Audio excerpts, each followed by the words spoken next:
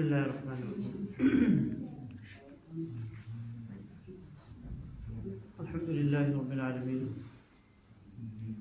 والعاقبة للمتقين والصلاة والسلام على أشرف الأنبياء والمرسلين وعلى آله وأصحابه أجمعين أما بعد باب الصدق سچائی کا بیان. اس سے پہلے ہم نے باب الصبر پڑھا. باب الصبر کی احادیث ختم ہوئی. یہاں سے باب الصدق سچائی کا بیان شروع ہو رہا ہے.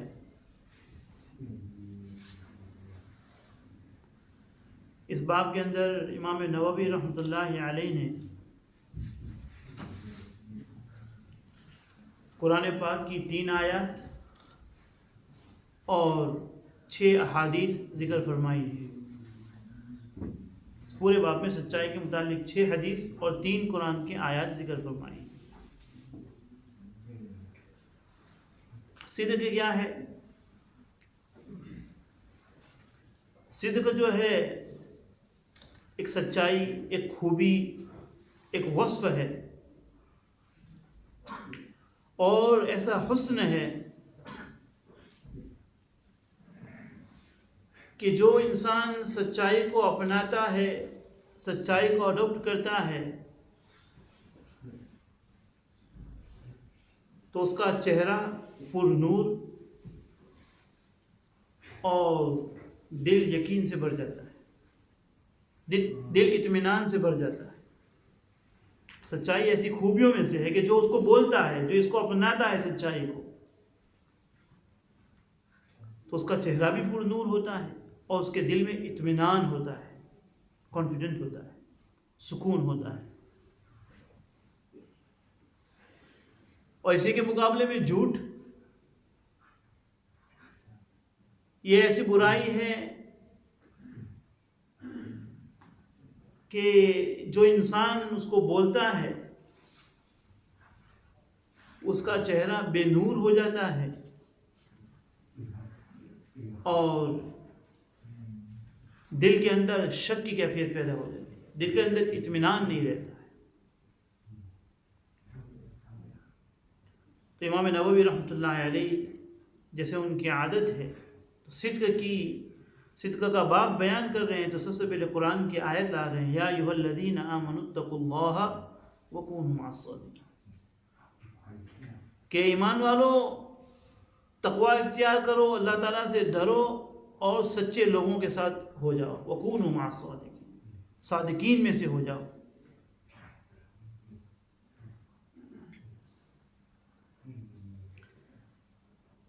اس آیت کا حکم سچوں کے ساتھ رہنے کا جو حکم ہے وہ قیامت تک کے لیے، ہمیشہ کے لیے، کہ وکونوا مع الصادقین. اور اس آیت سے یہ پتہ چلتا ہے، جب یہ کہا گیا ہے کہ تمہیں تقوی اختیار کرنا ہے، اللہ تعالیٰ سے ڈرنا ہے اور کونوا مع الصادقین، سچے لوگوں کے ساتھ رہو، تو یہ ٹیمپرری حکم نہیں ہے، قیامت تک کے لیے. تو اس بات سے عجیب یہ بات پتہ چلتی ہے کہ قیامت تک ایک جماعت سچائی کے اوپر رہے گی. یعنی یہ پاسبل نہیں ہے، یہ ممکن نہیں ہے کہ تمام لوگ گمراہ ہو جائے اور کوئی حق بولنے والا، کوئی سچائی کے اوپر باقی ہی نہ ہوتا. اس آیت سے پتہ چلتا ہے کہ نہیں، ایک جماعت مسلسل قیامت تک ایسی رہے گی جو حق کے اوپر، سچائی کو بولنے والی، سچائی کو یہ کرنے والی رہے گی. پوری امت گمراہی کے اوپر جمع نہیں ہو سکتی، ایک جماعت ہمیشہ رہے گی.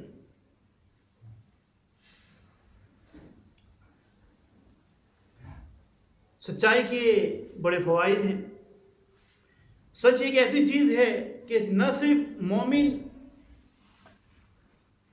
بلکہ غیر مومن، یعنی چلو بہت ساری چیزیں تو ایسی ہوتی ہے کہ جس میں ایمان والوں اور غیر ایمان والوں میں فرق ہوتا ہے، کہ بعض چیزیں ایمان والے محبوب رکھتے ہیں اپنے یہاں اور جو غیر مومن ہوں گے وہ اس کو. لیکن سچائی ایسی چیز ہے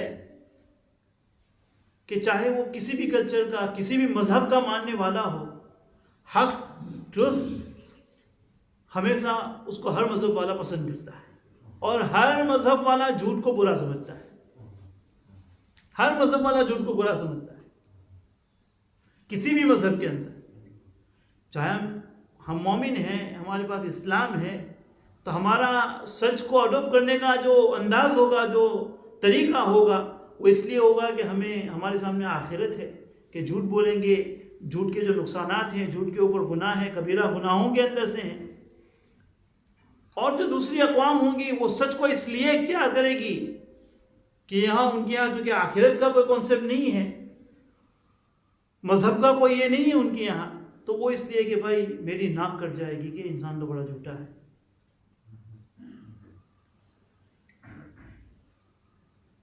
میں آپ کو حدیث سے ایک انسیڈنٹ بیان کرتا ہوں کہ اسلام جس طرح سچ کی تعلیم دیتا ہے، صرف اسلام نہیں، اسلام سے پہلے بھی مشرکین مکہ جو تھے، یہ قریش جو تھے، اگرچہ ایمان نہیں تھا ان کے پاس پہلے، لیکن نبی اکرم صلی اللہ علیہ وسلم کی مخالفت کرنے کے باوجود وہ جھوٹ کو برا سمجھتے تھے۔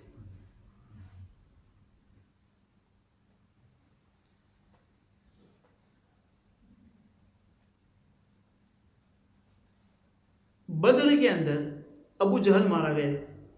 ابو جہل جو تھا وہ قریش مکہ کا سردار تھا، وہ بدر کے اندر مارا گیا۔ اس کے مارے جانے کے بعد ان کی سرداری ابو سفیان کے پاس آئی۔ ابو سفیان بدر سے لے کر فتح مکہ تک قریش مکہ کے سردار رہے ہیں۔ فتح مکہ کے بعد وہ ایمان لائے ہیں، جب مکہ فتح ہوا ہے اس کے بعد ابو سفیان ایمان لائے ہیں۔ جب وہ ایمان لائے ہیں تو ایمان لانے کے بعد اپنی جہالت کے، ایمان سے پہلے کے واقعات وہ بیان کرتے تھے کہ بھائی جب میں ایمان نہیں لایا تھا تو میرے ایمان لانے سے پہلے کی زندگی کیسی تھی، تو اس کو بیان کرتے تھے۔ تو یہ جو انسیڈنٹ ہے وہ اسی کے قبیل سے ہے۔ عبداللہ ابن عباس رضی اللہ تعالیٰ عنہ نقل کر رہے ہیں ابو سفیان سے۔ یہ اس زمانے کا واقعہ ہے، اس زمانے کی بات ہے کہ جب مسلمانوں صلح حدیبیہ ہوئی تھی، مسلمان اور مشرکین مکہ کے درمیان 10 سال کے لیے سیز فائر معاہدہ ہوا تھا کہ وہ ایک دوسرے سے لڑیں گے نہیں۔ تو اس کا نتیجہ یہ ہوا کہ مشرکین بھی جہاں جانا چاہتے تھے جا سکتے تھے، اپنی تجارت کے لیے، اپنے کاروبار کے لیے، اور اس زمانے کی اس معاہدے کا 10 سال کے لیے چونکہ سیز فائر، کوئی لڑائی جھگڑے نہ ہونے پر مصالحت ہو گئی تھی، کمپرومائز ہو گیا تھا، تو نبی اکرم صلی اللہ علیہ وسلم بھی اس کا فائدہ اٹھاتے تھے، اور اس زمانے کے جو بادشاہ تھے، رولرز تھے، ان کے نام اسلام کی دعوت بھیجتے تھے، ان کے لیے اسلام کی دعوت دیتے تھے۔ تو اس زمانے کے اندر حضرت نبی اکرم صلی اللہ علیہ وسلم نے ہرقل کے نام، جو شاہ روم تھا، رومن امپائر اس زمانے کی سب سے سپر پاور سمجھی جاتی تھی، تو اس کا جو بادشاہ تھا ہرقل، اس کے لیے حضرت نبی اکرم صلی اللہ علیہ وسلم نے اسلام کی دعوت کے لیے خط بھیجا۔ اس کو لے کر گئے دحیہ کلبی رضی اللہ تعالیٰ عنہ۔ اس زمانے میں جو بادشاہ تھا ہرقل جو تھا، وہ کہاں پر آیا ہوا تھا؟ یہ شام کا جو علاقہ ہے، جو سیریا کا جو علاقہ ہے، اس زمانے میں وہ رومن امپائر کے اندر شامل تھا۔ جغرافیکلی اس زمانے میں وہ شام اسی کا حصہ تھا، رومن امپائر کا حصہ سمجھا جاتا تھا۔ تو اس زمانے میں ہرقل جو تھا وہ شام کا علاقہ ایلیا جو تھا وہاں پر آیا ہوا تھا، وزٹ کرنے کے لیے آیا ہوا تھا۔ تو دحیہ کلبی رضی اللہ تعالیٰ عنہ وہ خط لے کر وہاں پر وہ ایلیا کے علاقے میں پہنچے ہیں، اور ہرقل کے سامنے وہ خط آیا ہے کہ جس میں محمد ابن عبداللہ نبی اکرم صلی اللہ علیہ وسلم کی طرف سے خط پہنچا ہوا تھا، اسلام کی دعوت تھی اس کے اندر، ایک اللہ کے ماننے کی طرف ان کو انوائٹ کیا گیا تھا۔ جب حضرت نبی اکرم صلی اللہ علیہ وسلم کا انہوں نے نام پڑھا، ہرقل نے نام پڑھا، اس کے دل میں جستجو ہوئی کہ اس آدمی کے متعلق معلوم کرنا چاہیے کہ بھائی آدمی کون ہے جو نبوت کا دعویٰ کر رہا ہے۔ تو اس نے اپنے وزیر کو یہ حکم دیا کہ جاؤ اور ہمارے علاقے کے اندر ذرا گشت لگا کے آؤ، چکر لگا کے آؤ، معلوم کر کے آؤ کہ حجاز سے کوئی قافلہ، کوئی ٹریڈرز، کوئی مرچنٹس، یا کہ کوئی تجارت بزنس کرنے کے لیے کوئی قافلہ آیا ہوا ہے کہ نہیں آیا ہوا ہے۔ چنانچہ اس نے اپنے وزیر کو بھیجا تو معلوم ہوا کہ وہاں پر کچھ لوگ، یہی ابو سفیان کا قافلہ وہاں گیا ہوا تھا۔ ابو سفیانی کا قافلہ وہاں گیا ہوا تھا تجارت کی غرض سے. تو ہرقل نے ان کو بلوایا کہ ٹھیک ہے بلا کے لاؤ. پورا گروپ تھا، ان کی جماعت تھی. تو ہرقل نے یہ پوچھا کہ تم میں سے سب سے زیادہ قریب اس آدمی کے کون ہے؟ کس کا تعلق سب سے زیادہ قربت کا ہے اس آدمی سے، خاندان کے اعتبار سے، نسب کے اعتبار سے، حسب کے اعتبار سے، یا کوئی جانتا ہو؟ تو اتفاق سے ابو سفیان کہتے ہیں کہ میں ہی کھڑا ہو گیا، کیونکہ وہ بھی قریشی تھے، وہ خود قریش سے تعلق رکھتے تھے. تو میں کھڑا ہو گیا. تو ہرقل نے کہا کہ تم آگے آ جاؤ. کہا کہ تم آگے. یہ اس زمانے کا واقعہ ہے کہ ابو سفیان نے بھی اسلام قبول نہیں کیا ہے، وہ تو سنجی 8 میں فتح مکہ کے وقت.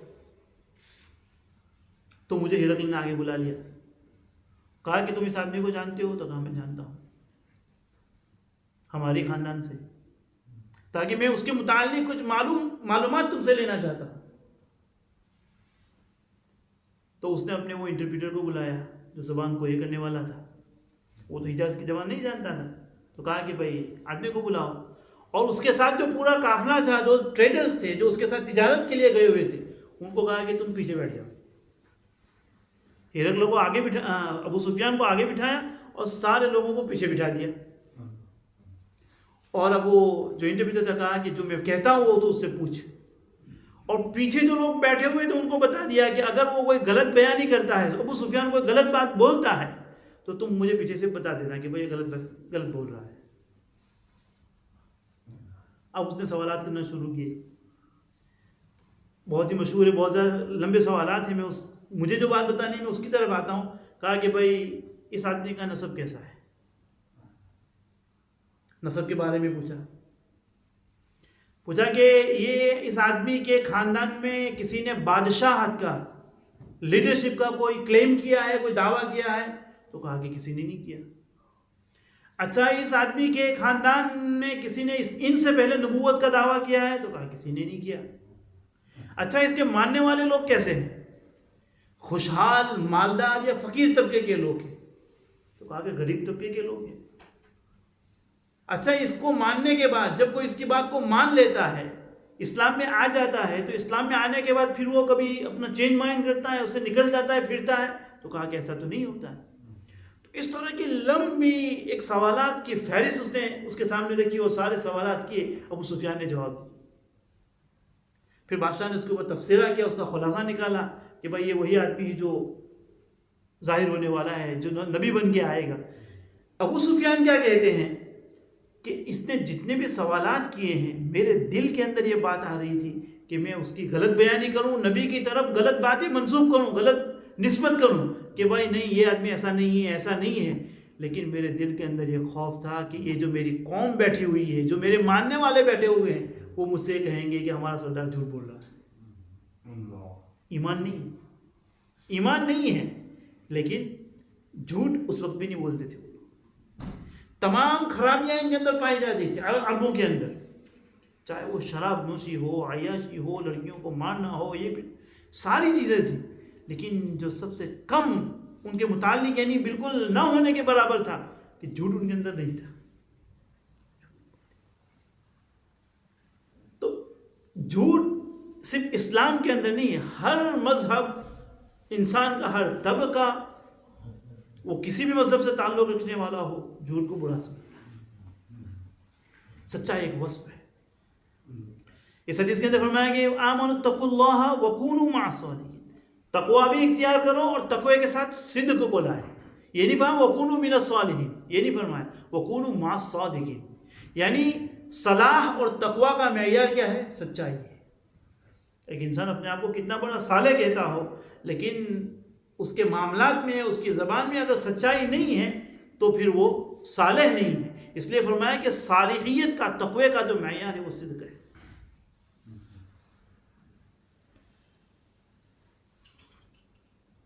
اسی لیے لقمان حکیم رحمۃ اللہ علیہ سے یہ پوچھا گیا.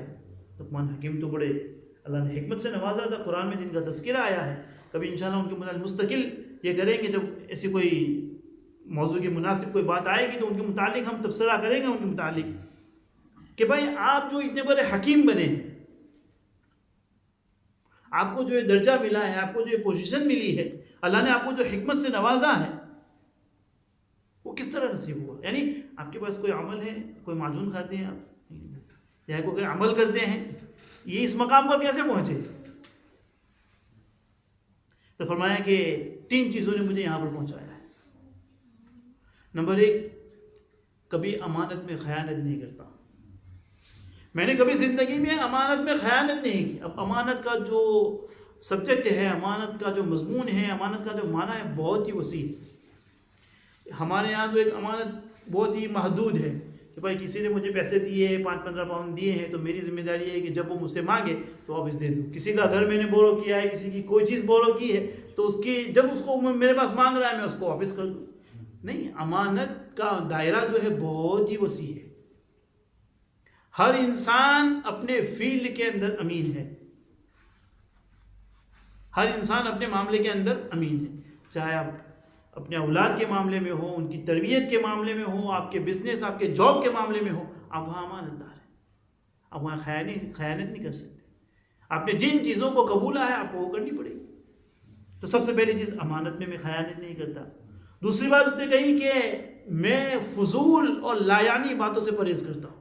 جس کام کے اندر نہ دنیا کا کوئی فائدہ ہے، نہ کوئی دین کا فائدہ ہے، نہ کوئی فزیکل فائدہ ہے، اس باتوں کو میں چھوڑ دیتا ہوں، اس باتوں کی طرف میں بالکل جاتا ہی نہیں ہوں۔ دوسرا، اور تیسری کون سی چیز ہے؟ تو فرمایا کہ سچ، میں سچائی کا دامن کبھی نہیں چھوڑتا ہوں، میں سچائی کو کبھی اپنے ہاتھ سے جانے نہیں دیتا۔ تو کہا کہ یہ وہ 3 چیزیں ہیں، وہ 3 عمل ہیں جس نے مجھے یہاں تک پہنچایا ہے۔ یا ایھا الذین آمنوا اتقوا اللہ وکونوا مع الصادقین کے اندر ایمان والو تقوی اختیار کرو اور سچوں کے ساتھ ہو جاؤ۔ علامہ ابن جریر طبری رحمۃ اللہ علیہ اس آیت کے متعلق یہ فرماتے ہیں کہ اس آیت کے جو مصداق ہیں، یہ آیت کن کے متعلق نازل ہوئی؟ تو فرمایا کہ وہ مہاجری صحابہ ہے جو غزوہ تبوک میں پیچھے رہ گئے تھے، جو غزوہ تبوک میں پیچھے رہ گئے تھے۔ کعب ابن مالک انصاری رضی اللہ تعالیٰ عنہ، مرارہ ابن ربیع رضی اللہ تعالیٰ عنہ، اور ہلال ابن امیہ رضی اللہ تعالیٰ عنہ۔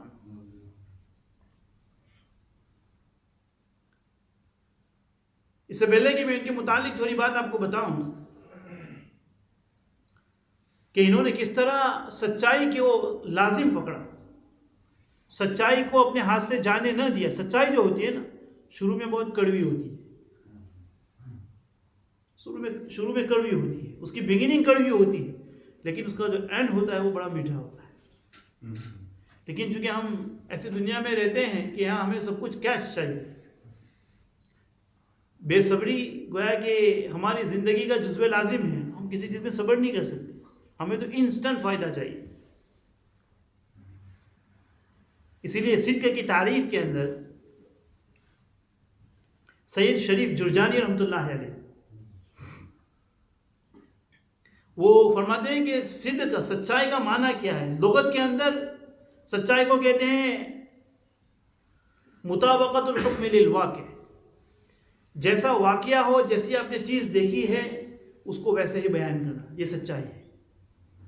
اس کے اندر اپنی طرف سے کوئی چیز ایڈ نہ کریں، جو آپ نے دیکھا وہ آپ نے بیان کرنی، یہ اس کا ڈکشنری کے حساب سے معنی ہے۔ لیکن اصطلاح کے اندر فرماتے ہیں کہ اصطلاح کے اندر اس کا معنی کیا ہو جائے گا؟ فرمایا کہ اصطلاحی معنی یہ ہے کہ قول الحق فی مواطن الہلاک، قول الحق فی مواطن الہلاک، کہ جہاں پر آپ کی جان، عزت، مال جانے کا خطرہ ہو وہاں پر انسان سچ بولے۔ جہاں آپ کی جان، مال جانے کا خطرہ ہو، عزت جانے کا خطرہ ہو، ہلاک ہونے کا خطرہ ہو، ایسی جگہوں پر سچ بولے۔ تو یہ جو 3 صحابہ تھے، انہوں نے گویا کہ اس تعریف کے اوپر عمل کر کے دکھایا۔ جب یہ لوگ غزوہ تبوک میں نہیں جا سکے، غزوہ تبوک میں پیچھے رہ گئے، اب وہ جو زمانہ تھا کھجوروں کے پکنے کا زمانہ تھا، تو وہ اپنے دل کو مناتے رہے کہ دیکھو ہمارے پاس تو تیز سواری ہے، اگر نبی اکرم صلی اللہ علیہ وسلم چلے بھی گئے تو راستے میں جا کے ہم ان کو پکڑ لیں گے، آج نہیں تو کل نہیں، کل نہیں تو پرسوں نہیں. اس طرح وہ ٹالتے رہے یہاں تک کہ آپ علیہ السلام صحابہ کے ساتھ نکل گئے اور یہ تینوں صحابے پیچھے رہ گئے. کون؟ کعب بن مالک، مرارہ بن ربیع، ہلال بن امیہ رضی اللہ تعالی عنہ. جب نبی اکرم صلی اللہ علیہ وسلم غزوہ تبوک سے واپس آئے ہیں تو صرف یہی لوگ نہیں تھے، بہت سارے منافقین بھی تھے جو ظاہر میں مسلمان تھے، حقیقت میں اسلام ان کے پاس نہیں تھا. تو وہ لوگ جو پیچھے رہ گئے تھے وہ تمام حضرت نبی اکرم صلی اللہ علیہ وسلم کے پاس تشریف لائے اور اپنا اپنا ایکسکیوز بیان کرنے لگے. بھائی آپ کیوں نہیں آئے تھے؟ تو انہوں نے جھوٹے موٹے ایکسکیوز، آزار بیان کر کے اپنے آپ کو چھڑا لیا.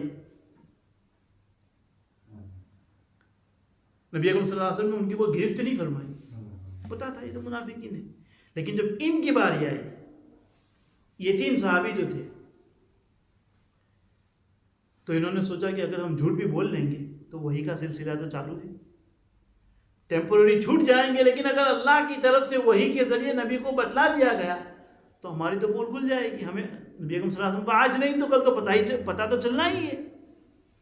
تو بجائے اس کے کہ چلو بھائی ہم جھوٹ بولے، سچ ہی بول دیتے ہیں کہ اللہ کے حبیب کوئی عذر نہیں ہے، کوئی ایکسکیوز نہیں ہے ہمارے پاس، ہم تو جانا چاہتے تھے لیکن آج کل کر کے ہم لوگ ٹالتے رہے، ٹال مٹول کرتے رہے، یہاں تک کہ آپ چلے گئے اور ہم نے یہ غزوہ، یہ بیٹل ہم نے مس کر دیا. اب دیکھیے سچائی کہ قول الحق کی فی مواطن الہلاک، ایسی جگہوں پر سچ بولنا کہ جہاں پر ہلاک ہونے کا خطرہ ہو. اب سچ شروع میں تو بڑا کڑوا ہوتا ہے، جیسے ہی انہوں نے سچ بولا ہے حضرت نبی اکرم صلی اللہ علیہ وسلم نے ان سے بات کرنا بند کر دیا. وہ انسان جو ان کا سب سے محبوب، جس کے تھوک کو وہ نیچے نہیں پڑنے دیتے، اس کے وضو کے پانی کو اپنے بدن کے اوپر ملنا وہ سعادت سمجھتے ہو، اور ایک دو دن نہیں ہمارا کوئی بہت ہی محبوب ہو، قریبی دوست ہو، لیکن اگر بیوی دو چار دن بات نہ کرے تو ایسا لگے نا کہ ابھی قیامت آنے والی ہے دن کے بعد، ہے کہ نہیں؟ تو کہا کہ کیونکہ ہمارے تو محبوب بھی وہی، اس کے علاوہ ہمارا محبوب کون ہوتا ہے؟ یہاں حضرت نبی اکرم صلی اللہ علیہ وسلم سے ان کی محبت یہ کہ وہ اپنی جان، مال، اولاد سے بڑھ کر وہ نبی سے محبت کرنے والے لوگ. تو کتنے دن تک؟ ایک دو نہیں، 4-5 دن نہیں، 50 دن تک. کتنے دن تک؟ 50 دن تک. خود حضرت نبی اکرم صلی اللہ علیہ وسلم بات نہیں فرما رہے، خود نبی تو کیا کسی صحابی کو بھی یہ مجال نہیں ہے کہ ان سے بات کرے، کمپلیٹ بوائکاٹ. خود کعب بن مالک انصاری کہتے ہیں کہ میں جب نکلتا تھا مدینے کے اندر تو مجھے ایسا لگتا ہے کہ وہ مدینہ نہیں ہے، یہ وہ زمین نہیں ہے جہاں پر میں رہ رہا تھا. نہ مجھے کوئی سلام کر رہا ہے، نہ مجھے کوئی دیکھ رہا ہے، بلکہ میں نبی کے پاس جاتا تھا، نبی کے بازو میں جا کر نماز پڑھتا تھا اور کنکھیوں سے دیکھتا تھا کہ نبی مجھے دیکھ رہے ہیں کہ نہیں دیکھ رہے. کیوں؟ یہ تو میرے لیے بولنا، آپ کے لیے سننا بہت آسان ہے، لیکن جو ان کے دل پر گزر رہی ہو کہ وہ صحابی جو اپنی جان مر مٹنے کے لیے قربان ہو ایسے نبی کے اوپر، اور اس سے نبی بات نہ کر رہا ہو، تو پھر اس کا تو کہنا ہی کیا. وہ کہہ رہے کہ اس قدر میرے دل کے اوپر ایسی گریف اور ایسی پریشانی کے عالم میں تھا کہ شیطان مجھے بہکا رہا تھا. شیطان مجھے کیا کہہ رہا تھا کہ میرے دل کے اندر ایک خیالات آ رہے تھے کہ میں اپنا جو اسٹیٹمنٹ ہے میں چینج کر لوں، یعنی میں نبی کے پاس چلا جاؤں اور میں بھی کوئی جھوٹا ایکسکیوز بیان کر لوں اور اس مصیبت سے نکل جاؤں، اس مصیبت سے نکل جاؤں. لیکن پھر میں نے لوگوں سے معلوم کیا کہ بھائی یعنی یہ جو بوائکاٹ چل رہا ہے، یہ جو آزمائش چل رہی ہے، وہ اکیلا میں ہی ہوں یا میرے ساتھ کوئی اور بھی ہے میرے ساتھ. تو مجھے بتایا گیا، ان کو پتا نہیں تھا کہ اس میں مرارہ ابن ربیع اور ہلال ابن امیہ بھی ہے رضی اللہ تعالیٰ عنہما. لیکن جب ان کو پتا چلا کہ وہ بھی اس آزمائش سے گزر رہے ہیں تو کہا کہ میرے دل کو تھوڑا سکون ہوا. بھائی جب مصیبت عام ہوتی ہے نا تو ہلکی ہو جاتی ہے. اب 1000 لوگوں کے اندر ایک ہی آدمی کو کووڈ ہو تو وہ تو پریشان ہو جائے گا. جیسے کہ شروع میں شروع ہوا تھا تو گویا کہ ایک آدمی کو اگر کووڈ ہوتا تو ٹاپ آف ٹاؤن بن جاتا تھا. لیکن آہستہ آہستہ وہ اتنا پھیل گیا کہ اب لوگ اس کو اتنی مصیبت جب عام ہوتی ہے نا تو پھر وہ ہلکی ہو جاتی ہے. اگر اکا دکا کسی کو کوئی بیچارہ شکار ہو جائے تو پریشانی زیادہ ہوتی ہے. اب میں نے ان کو کعب بن مالک کہتے ہیں کہ جب مجھے پتا چلا کہ میرے ساتھ یہ بھی شریک ہے، کون؟ ہلال ابن امیہ اور مرارہ ابن ربیع بھی ہے، تو میں نے کہا چلو بھائی ٹھیک ہے، کم سے کم 2 آدمی میرے ساتھ اور ہیں. 50 دن اور 50 دن ختم ہونے سے پہلے حضرت نبی اکرم صلی اللہ علیہ وسلم کا حکم آیا. پہلے تو صرف کون؟ دوست و احباب صحابہ بات نہیں کر رہے تھے، پھر نبی کا حکم آیا کہ بیوی سے الگ ہو جاؤ، بیوی سے بھی الگ ہو جاؤ. صرف ایک صحابی کو اجازت تھی چونکہ وہ بڑی عمر کے تھے، ان کی رکاوٹ کرنے والا نہیں تھا، کوئی نہیں تھا. بیوی کو بھی الگ کر دیا. اب ان کی ایمانی غیرت دیکھیے. نبی کا حکم آیا تو کہا کہ چلو بھائی، نبی نے کیا الگ. وہ نبی علیہ الصلوۃ والسلام کو پوچھ رہے ہیں کہ اللہ کے حبیب، بیوی سے جدا ہونا ہے کیا؟ بیوی کو طلاق دینا ہے یا صرف ٹیمپرری ان سے الگ ہو جانا ہے؟ اس قدر اطاعت، اس قدر اطاعت. تو کہا کہ نہیں، طلاق نہیں دینا ہے، صرف الگ ہو جاؤ. اب انسان سے کوئی بات نہ کرتا ہو، لیکن اگر انسان گھر میں جائے اور اس کے دکھڑے سننے والی اگر ایک بیوی ہی ہو، تب بھی انسان کو کم از کم تھوڑا سا یہ یعنی کمفرٹ مل جاتا ہے، تھوڑی سی تسلی مل جاتی ہے کہ چلو. انسان جب پریشانی میں ہوتا ہے نا تو وہ چاہتا ہے کہ کسی سے بات کرے، کسی سے کنسلٹ کرے، وہ بولے، اپنی بات کو کسی کے سامنے بیان کرے. لیکن اب اس قدر غریب پریشانی کے باوجود باہر کوئی بات کر رہا ہے، اب حکم یہ آ گیا کہ بیوی سے بھی بات نہیں کرے. کس قدر پریشانی کے عالم میں ہوں. اور عجیب چیز یہ ہے، حضرت کعب فرماتے ہیں کہ اس زمانے کے اندر جب بائیکاٹ چل رہا تھا تو ہم سے بات نہیں کر رہا تھا. تو وہ بادشاہ کو جو ایک مشرک تھا اس کو پتہ چلا تو میرے پاس دعوت لے کے آئے. ہمیں پتہ چلا ہے کہ تمہارے سردار نے تم کو چھوڑ دیا ہے، ابنڈن کر دیا ہے، تم ہمارے پاس آ جاؤ.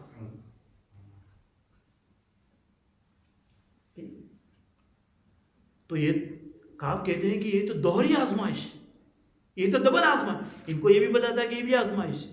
محدثین نے لکھا ہے جب انسان حق سے ہٹتا ہے نا، جب انسان ٹروث سچ سے ہٹتا ہے، کٹتا ہے، تو فوراً باطل اس کو اپنی طرف کھینچنے کی کوشش کرتا ہے. یہ قاعدہ ہے. انسان حق سے ہٹے گا، باطل کھینچے گا. یہاں حق سے ان کو ہٹایا، نبی علیہ الصلوۃ والسلام نے ان کا بائیکاٹ چل رہا ہے، نبی علیہ السلام نے منع کیا ہے، فوراً باطل آ گیا وہاں پر ان کو دعوت دینے کے لیے. خیر 50 دن گزر گئے. 50 دن کہہ رہے ہیں کہ میں فجر کی نماز پڑھ کے اپنی چھت کے اوپر بیٹھا،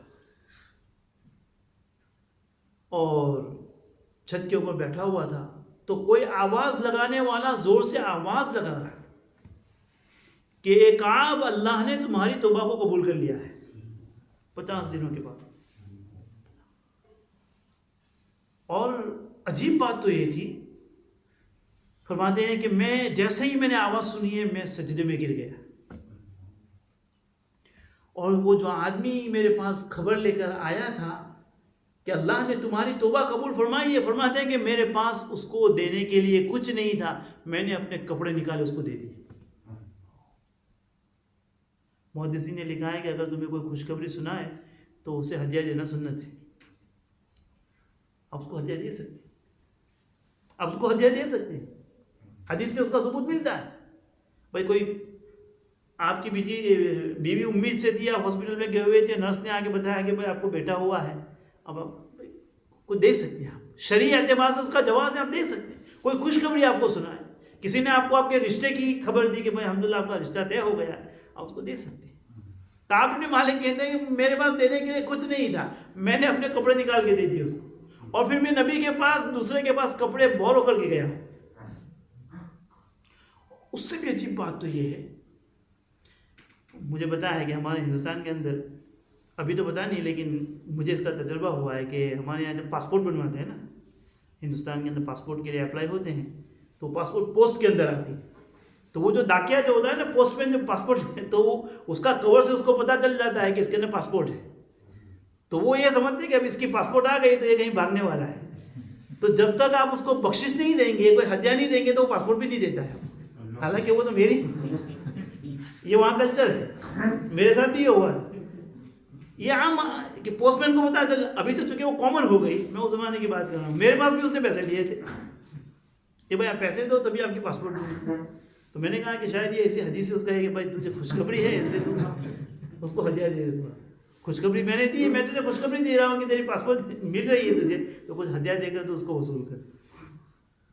اور سب سے بڑی عجیب بات تو یہ تھی, حضرت کعب بن مالک انصاری فرماتے ہیں کہ صحابہ کا جوک در پورا گروپ اور پوری جماعت مجھے ملنے کے لیے آ رہی تھی اور مجھے کنگریچولیٹ کر رہی تھی اور مجھے بشارت دے رہی تھی کہ اللہ تعالیٰ نے تمہاری توبہ. یعنی کیسا معاشرہ تھا کہ ایک آدمی کی خوشی کے اندر سارا معاشرہ سیلیبریٹ کرتا تھا. یعنی کوئی انڈیویجول ہی نہیں تھے کہ اللہ نے تمہاری توبہ قبول کی ہے, نہیں, لوگ جماعت در جماعت مجھے آ رہے تھے, مجھے مل رہے تھے, مجھے مصافحہ کر رہے تھے کہ اللہ نے تمہاری توبہ. فرماتے ہیں کہ میں وہاں گیا حضرت نبی اکرم صلی اللہ علیہ وسلم کے پاس, تو وہاں جا کر اب 50 دن تک آپ کا کسی سے ربط نہ ہوا ہو, تعلق نہ رہا ہو, تو انسان تھوڑا کمفرٹیبل فیل نہیں کرتا ہے نا. اب 50 دن آپ سے مسجد میں کوئی بات نہیں کر رہا ہے, اب 50 دن کے بعد آپ آئیں گے تو کیسا لگے گا آپ کو. فرماتے ہیں کہ میں حضرت نبی اکرم صلی اللہ علیہ وسلم کی خدمت اقدس میں حاضر ہوا, صحابہ کی جماعت بیٹھی ہوئی تھی وہاں میں, اور ان کے دل کے اوپر کیا گزر, کیسے جائیں وہاں پر. 50 دن نبی نے بات نہیں کی, کسی صحابی نے بات نہیں تھی, تو ان کا جانا ان کو مشکل لگ رہا تھا. حضرت کعب بن مالک انصاری خود فرماتے ہیں کہ قبیلہ اسلم کے ایک آدمی مجھے ریسیو کرنے کے لیے, مجھے لینے کے لیے کھڑے ہو گئے کہ آؤ آؤ آؤ. تو اس سے پتہ چلتا ہے کہ کمیونٹی میں کوئی نیا بندہ آ جائے, کوئی نیا, کوئی نیو مسلم ہے, کوئی نئے اسلام میں آیا ہے, کوئی نیا بندہ ہے, تو بھائی اس کو ہم کو ریسیو کرنا چاہیے, ان کو خوشی خوشی لانا چاہیے تاکہ وہ جب آئے تو اس کو کمفرٹیبل فیل ہو وہاں پر. تو خیر سچائی تو انہوں نے, اب کیا ہوا تھا, جو منافقین تھے جو جھوٹ بول کر چھوٹ گئے تھے, ان کا کیا انجام ہوا. اللہ رب العزت نے قرآن میں ان کے نفاق کو, ان کے گناہ کو, ان کی جھوٹ کو کھول دیا. 5 ان کے دینی اور دنیاوی ان کے جو کارنامے تھے, جو انہوں نے گناہ کیے تھے, قرآن نے اس کو ذکر کیا 11ویں پارے کے اندر. پہلا فَأَعْرِضُوا عَنْهُمْ, کہ بھائی ان سے اعراض کرو, ان سے تمہیں کوئی سروکار نہیں, ان سے اعراض کرو. تو اور پھر فرمایا کہ انہم رجس, کہ یہ لوگ جو ہیں وہ ناپاک ہیں, جنہوں نے جھوٹ بولا ہے تم سے, جھوٹے ایکسکیوز بیان کر کے سمجھے چھوٹ گئے ہیں. فَعَارِضُوا عَنْهُمْ, ان سے اعراض کرو. انہم رجس, کہ یہ لوگ گندے ہیں, برے ہیں, یہ لوگ ان کے دلوں کے اندر, ان کے اعتقاد کے اندر, ان کے بلیفز کے اندر خباثت ہے. ابن کثیر رحمۃ اللہ علیہ فرماتے ہیں. فرمایا تیسرا وَمَأْوَاهُمْ جَهَنَّمْ, ان کا ٹھکانہ جہنم ہے, یہ لوگ جہنمی ہیں. اور اللہ تعالیٰ فرماتے ہیں فَإِن تَرْضَوْا عَنْهُمْ فَإِنَّ اللَّهَ لَا يَرْضَى. اللہ تعالیٰ نبی کو کہہ رہے ہیں کہ اگرچہ تم ان سے راضی بھی ہو جاؤ لیکن تمہارا اللہ ان سے راضی نہیں ہوگا. اور فرمایا کہ ہم الفاسقین, یہ لوگ فاسق ہیں اپنے اعتقادات کے اندر. اللہ تعالیٰ نے ان کے فسق کو پوری دنیا کے سامنے ظاہر کر دی. اور وہ لوگ جنہوں نے سچ بولا تھا تو ان کے سچ کی برکت سے ان کی آزمائش ہوئی, لیکن اللہ تعالیٰ نے ان کے سچ کو بھی قرآن میں بیان فرمایا. وَعَلَى الثَّلَاثَةِ الَّذِينَ خُلِّفُوا حَتَّى إِذَا ضَاقَتْ عَلَيْهِمُ الْأَرْضُ بِمَا رَحُبَتْ وَضَاقَتْ عَلَيْهِمْ أَنفُسُهُمْ وَظَنُّوا أَن لَّا مَلْجَأَ مِنَ اللَّهِ إِلَّا إِلَيْهِ ثُمَّ تَابَ عَلَيْهِمْ لِيَتُوبُوا. اللہ نے ان کی توبہ قبول فرمائی. إِنَّهُ هُوَ التَّوَّابُ الرَّحِيمُ يَا أَيُّهَا الَّذِينَ اتَّقُوا اللَّهَ وَكُونُوا مَعَ الصَّادِقِينَ. اسی لیے ابن جریر فرماتے ہیں کہ صادقین سے یہ لوگ مراد ہے کہ انہوں نے سچا, کہ ہلاکت کی جگہ میں سچ بولنا. تو اس تعریف کے مطابق گویا کہ ابن جریر طبری فرمایا کہ یہ 3 لوگ ہیں, یہ اس کے مصداق ہے. قرآن کے آگے اور بھی آیات ہے, انشاءاللہ اس کو اگلی مجلس کے اندر بیان کیا جائے گا. اللہ تعالیٰ کئی ہوئی باتوں پر مجھے بھی ہم تمام کا توفیق نصیب فرمائے. اللہ تعالیٰ ہمارا شمار سچوں میں فرمائے, جھوٹ سے ہماری حفاظت فرمائے. دوسرے کو لے سبحان اللہ بحمدہ.